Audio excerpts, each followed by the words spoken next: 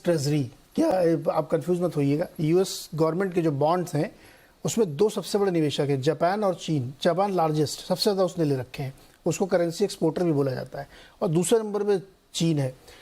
आप अभी हाल फिलहाल गए थे क्या चीन? मैंने ऐसा कुछ मेरे को याद आ रहा है। हाँ, पिछले साल गया था। पिछले साल गए थे ना? क्या देखा आपने वहाँ पे? ऐसा कुछ लग रहा था कि रियल एस्टेट, मैंने सुना बड़े बड़े घोस्ट टाउन जैसे बन गए, बाहर ही नहीं वहाँ पे। मैंने सुना, ऐसी बात मैंने देखे नहीं क्योंकि मैं इंटीरियर्स में नहीं गया था, पर मैंने इसके बारे में काफ़ी चर्चा सुनी और लोगों के मन में काफ़ी डर था जो बॉन्ड्स लेके बैठे हैं इन रियल एस्टेट कंपनीज का।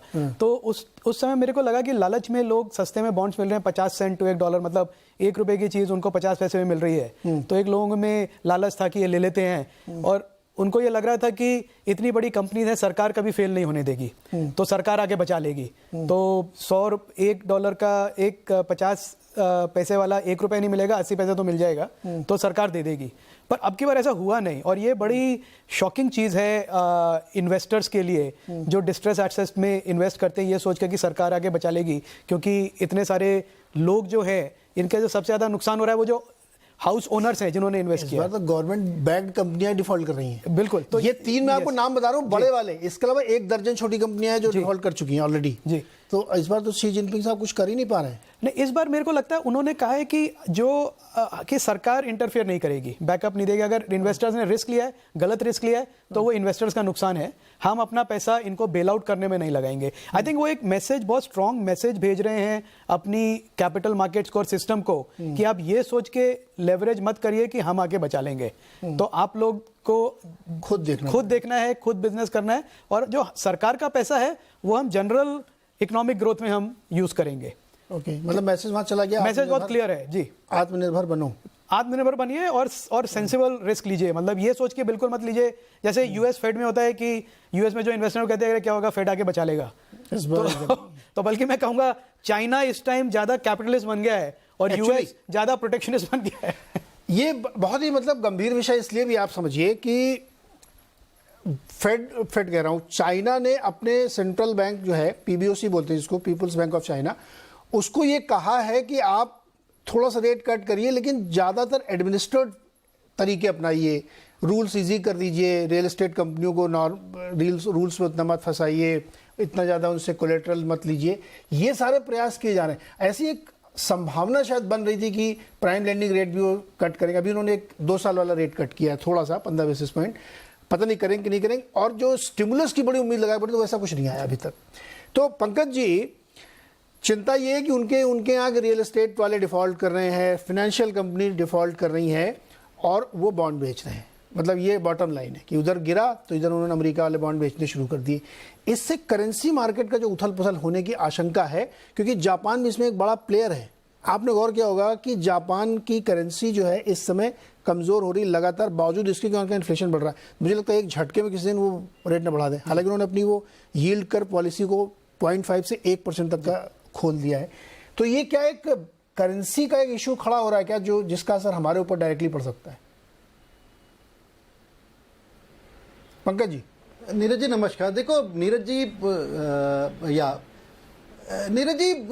जो कमेंट्री हम पिछले कुछ एक हफ्तों से मार्केट में सुन रहे हैं, देख रहे हैं, पढ़ रहे हैं, आई थिंक जो इश्यूज चाइना के साथ हैं, I think there are structural issues with China. ये एरिया ऑफ कंसर्न जरूर है बट एरिया ऑफ पैनिक नहीं है। आई थिंक इसमें कोई जैसे आप टर्म्स जो रहे, whether it is the Lehman movement for China और अक्रॉस द वर्ल्ड, मेरे को नहीं लगता कि ऐसा कोई डीप रूटेड इश्यूज है। एंड आई थिंक इसके जो जेनेसिस हैं, जो चाइना में आज के दिन जो दिक्कतें देखने को मिल रही हैं, आई थिंक इसका जेनेसिस कोविड है। जो कोविड के टाइम चाइना के साथ इशू हुए, जिस तरह चाइना ने कोविड को हैंडल किया, इकोनॉमिकली चाइना ने जिस तरह से कोविड को हैंडल किया, जिस तरह से सीरियस लॉकडाउन लगे या जिस तरह से उनकी पॉलिसीज थी उस टाइम कोविड के दौरान, उसके अलावा नॉट टू फॉरगेट जो पिछले कुछ एक साल में उनकी पॉलिसीज टुवर्ड्स से डिजिटल या इंटरनेट मीडिया या मीडिया मोगल्स या इंटरनेट मोगल्स रही हैं, वो भी काफी एक pessimistic type, negative type policies रही हैं। But I think of late, अगर हम पिछले 6-8-9 महीने की बात करें, government over there they have realised their follies and they are doing anything to undo that. और मेरे को लगता है कि उसके रिपरकशंस देखने को मिल रहे हैं इस टाइम, बट बहुत डीप रूटेड शायद ये नहीं जाएगा। चाइना की एज सच हम जानते हैं कि इकोनॉमिक पावर काफ़ी है, ट्रेजरी पावर काफ़ी है, they are pretty strong by the core and I think they are capable of handling it. पर उस उथल पुथल में कितनी ये रहेगा, और बाकी भी जो ग्लोबल इवेंट्स अनफोल्ड हो रहे हैं, चाहे वो इन्फ्लेशन रिलेटेड हो। एक चीज़ और हमें नहीं भूलनी चाहिए कि जो पिछले दिनों यूएस चाइना के रिलेशंस में जो एक खटाव आ गया था, उसकी वजह से टेक्नोलॉजी ट्रांसफर यूएस ने बैन कर दिया था चाइना की तरफ। सो देयर बीन इश्यूज, और अब हमने देखा है कि यूएस के secretary, foreign secretary they visited China. तो दोनों तरफ से आई थिंक एक कदम बढ़ रहे हैं कि रिलेशंस को थोड़ा बेटर किया जाए, and I think that is good for world economy as such. तो ऑल इन ऑल मेरे को लगता है कि शायद इसके रिपल इफेक्ट चलेंगे, it may effect for some more time, बहुत डीप रूटेड ये नहीं होने चाहिए। और जिस तरह से हमने देखा था चाइना में जो श्रिंकिंग लेबर फोर्स थी, अनएम्प्लॉयमेंट वहां पर बढ़ रही थी, नॉट टू फॉरगेट कि वहां पर डोमेस्टिक सेविंग्स बहुत ज्यादा थी चाइना में, और उस डोमेस्टिक सेविंग्स से एक बहुत बड़ा पाई प्रॉपर्टी मार्केट में जाता था। एंड गवर्नमेंट ने पिछले सालों I don't know in best interest कुछ ऐसे कदम भी उठाए थे कि प्रॉपर्टी मार्केट में थर्ड फोर्थ प्रॉपर्टी शायद डिस्करेज की थी इन्वेस्टर्स को या सिटीजन्स को लेने के लिए। So I think it's a very broader kind of issue, it definitely area of concern, but area of panic नहीं है। और मेरे को लगता है जो एक वर्ल्ड में भी हमने पॉलिसी देखी कि एक चाइना +1, रादर मैं पिछले दिनों से I been reading articles, not just China +1, China +N manufacturing में, तो उसका भी इफेक्ट शायद मैन्युफैक्चरिंग में चाइना को देखने को मिल रहा है। जो फ्लोज रहे तो चाइना वो उसमें स्लो डाउन मिला। सो आई थिंक उन सब चीजों का इफेक्ट देखने को मिला है, but Chinese government aggressively I think उसको एड्रेस कर रही है। And I think it's just a matter of time कि वहां पर ये जो अभी डिस्टर्बेंसेस चल रही हैं प्रॉपर्टी मार्केट में या कुछ एक बड़े ग्रुप के साथ, गवर्नमेंट उन्हें कहां पर एक सपोर्ट दे पाती है या नहीं दे पाती। तो आई थिंक रिपल इफेक्ट है, एरिया ऑफ कंसर्न है, बट एरिया ऑफ पैनिक नहीं है। एरिया ऑफ पैनिक नहीं है। चीन में एक 3 रेड लाइन पॉलिसी आई थी, खुद ही उन्होंने अपने लिए बनाई थी कि कैश फ्लो, एसेट क्वालिटी और एडिक्वेसी रेशियो देख के ही पैसा देना बिल्डर को। तो आपने टाइट किया था तो वो सब डिफॉल्ट कर रहे हैं चीन वाले। वो कह रहे हैं कि आपकी पॉलिसी थी सर, आप बचाओ मेरे को आके, आप कह रहे हैं मैं बचाऊंगा नहीं। अमेरिका में भी ये तो नहीं हो रहा, लेकिन वहाँ भी फेड अड़ गया फिर से कि हम ब्याज दर बढ़ाएंगे। तो अब मैं आता हूँ कि भारत की चिंता क्या है। मान लीजिए मैं ये समझ लूँ कि चीन में प्रॉब्लम है, लेकिन उतनी सीरियस नहीं है जैसी कि लीमन क्राइसिस थी, और हमारे ऊपर उतना शायद असर न है। तो फिर हमारी चिंता क्या है? हम मतलब हमारा मार्केट, हमको कई बार ऐसा लगता है कि पता नहीं हो क्या रहा है यहाँ पे। 9 दिन चले 2.5 कोस, मतलब 1 हफ्ता पूरा निकल गया, मार्केट वहीं खड़ा हुआ है। क्या हो रहा है ये?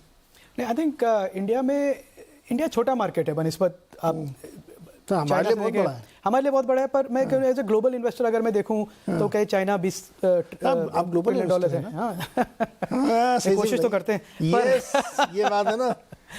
पर इसमें नीरज जी क्या हो रहा है कि जो कैपिटल फ्लोज हैं वो इंडिया के लिए बहुत ज़रूरी हैं, क्योंकि हमारा जो इकोनॉमिक ग्रोथ है वो डिपेंड करता है बाहर से जो पैसा आता है, फॉरेन कैपिटल जो आएगी इंडिया में मार्केट के थ्रू और डायरेक्टली थ्रू फॉक्सकॉन जैसी कंपनीज है जो वो ला रही हैं, वो बहुत ज़रूरी है इकोनॉमिक ग्रोथ के लिए।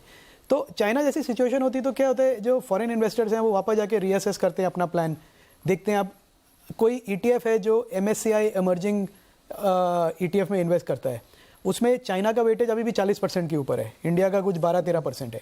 तो अब वो उस ETF में पैसा नहीं डालना चाहते हैं, क्योंकि वो नहीं चाहते चाइना में जाएं, और इंडिया ETF में उनको सिर्फ भरोसा नहीं है। तो एक टेक्निकल रीजंस भी हो जाते हैं जिसकी वजह से FPI के जो फ्लोज हैं मार्केट में वो इस समय रुक जाते हैं, क्योंकि वो भी देख रहे हैं कि रुपये कहाँ तक जाएगा। अब गिरते हुए रुपए में उनका ऑलरेडी नुकसान हो रहा है मार्क टू मार्केट बेसिस पे, तो वो भी रुक जाते हैं कि भाई कहाँ तक रुपए गिरेगा। फिर उसके बाद जाते हैं थोड़ी स्टेबिलिटी आई, चाइना में थोड़ी स्टेबिलिटी आई, तो लोग अभी रुके हुए हैं। इंडिया की स्टोरी में फंडामेंटली तो कोई फर्क नहीं पड़ा है, मतलब मैं तो देख रहा हूँ, जितना समझ रहा हूँ, दिन बर दिन इंप्रूव हो रही है हमारी स्टोरी। तो बाहर का कैपिटल आएगा और मार्केट को ड्राइव करेगा। थोड़े दिन के लिए ब्रेक लगा है, पर वो अच्छी अपॉर्चुनिटी है लोकल इन्वेस्टर्स के लिए, जो लोकल कंपनीज को जानते हैं फॉरेन इन्वेस्टर से बेटर, कि आप अपना उसमें पोजीशन बनाएं और जब मार्केट में रन आए तब उस टाइम पे आप एंजॉय करें। अच्छा, इस एक आप लोगों के साथ